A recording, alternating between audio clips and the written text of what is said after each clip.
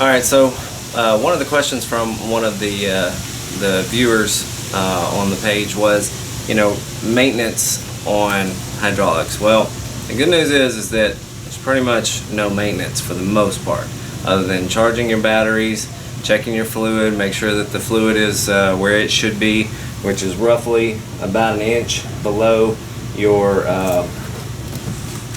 drain plug, roughly. The recommendation is just above the pump head inside the tank, which is basically the metal piece that you see, the chunk of metal that you see inside. You don't want to overfill it, just fill it to where it's pretty close to the top, not all the way. Now, as far as what fluids to use, you can use normal hydraulic fluid, hydraulic gear oil, things like that. You can get from AutoZone or really any auto parts store. You can also use motor oil as well. Now, you want to go with the thinnest motor oil that you can find, non-detergent. Hydraulic fluid will leak through a little bit quicker. It's not as good as motor oil, let's just say, because motor oil is just that, it's oil. It's designed to grease things. So technically you could use either one and it's not really going to matter. The hydraulic fluid is thinner, so it will provide better performance, but you have to figure out where that line is. I've actually seen guys use transmission fluid, which is even thinner than hydraulic fluid. However, transmission fluid will eat up your seals and things like that. So transmission fluid is not exactly a good thing to be using. Now, with like my piston pump, I've even gone to the extent of I use oil as well as a little bit of a oil additive, just to help kind of grease it that much better. Now, granted, you can go the normal route and just use hydraulic fluid. That's absolutely fine. A lot of people do that. There's nothing wrong with it. I want this to last a really long time, so I use oil and I use a little bit of this additive. I just don't ever want any problems. I don't like fixing things, even though I post these videos about how to fix things. I don't like to do it. As far as your other maintenance, you got your batteries. Just make sure that all of your cables and things like that are free of battery acid buildup, things like that. Make sure that nothing's like that. If you've got a good connection, you shouldn't have that buildup anyway. I believe I've had these on here for every bit of 2 years. I've never seen an ounce of battery acid on them. Let's see, you've got your quick disconnect. If it's got anything on it, clean it up real good. Make sure that it has got a good connection. The way that those quick disconnects work, they've got a rod and then they've got the piece that it sticks into. Now that rod has a slit down the center. If you take a flathead or something like that and spread it out just a little bit, it'll get a little bit more snug fit. As far as everything else, there's just not much maintenance to them. If you've got a leak, figure out where the leak's coming from. If it's coming from a hose, replace the hose. If it's coming from a fitting, take the hose off, wrap you some Teflon tape on it, put the hose back on. If it's a cracked fitting, obviously replace that. If you've got a leak coming from your cylinder, refer to one of my other videos to change it into how to change out your O-rings and things like that. Just slide that back up in there and fix that leak. Pretty much, if you got a leak somewhere, fix it. Figure out where it's coming from. Take it apart, Teflon tape, and then screw it back down. It shouldn't leak if it's done properly.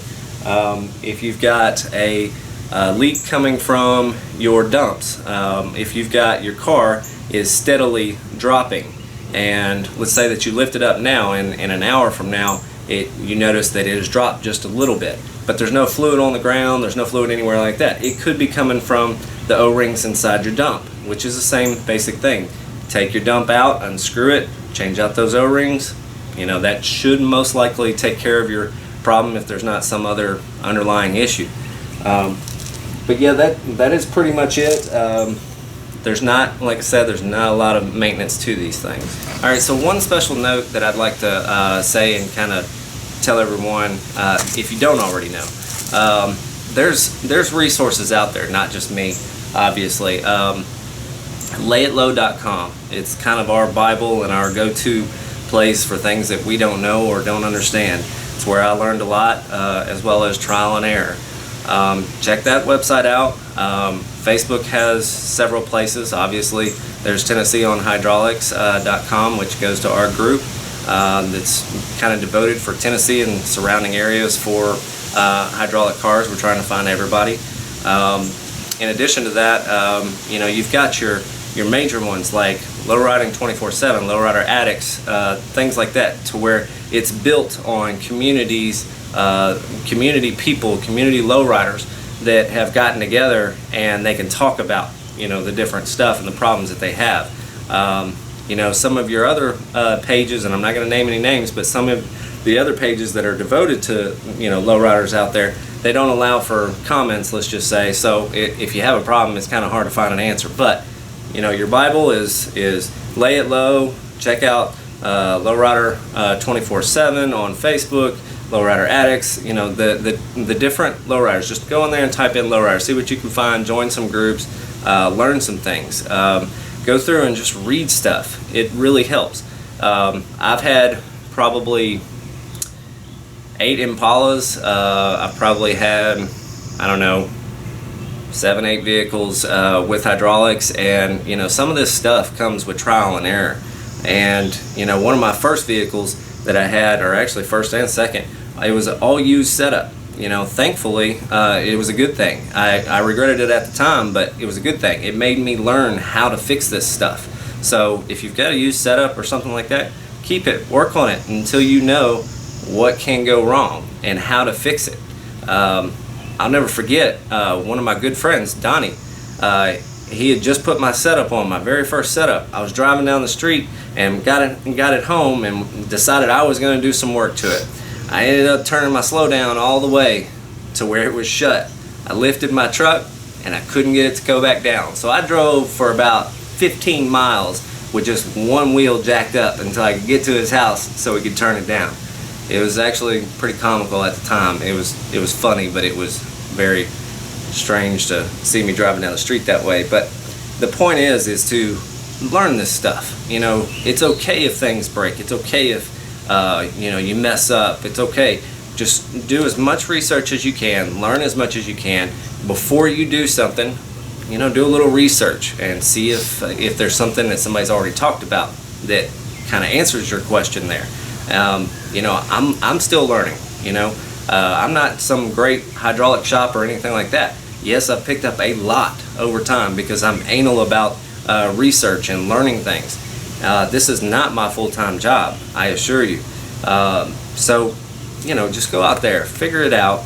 You know, watch our videos. They're a great resource. I try to teach as much as I can. I may be wrong on certain occasions. Rarely am I, but it's only because I know what I'm talking about, and unless I know, I don't talk about it. So, you know, and if anybody's got any questions, concerns, comments, anything, let me know. I'll do what I can to answer those questions.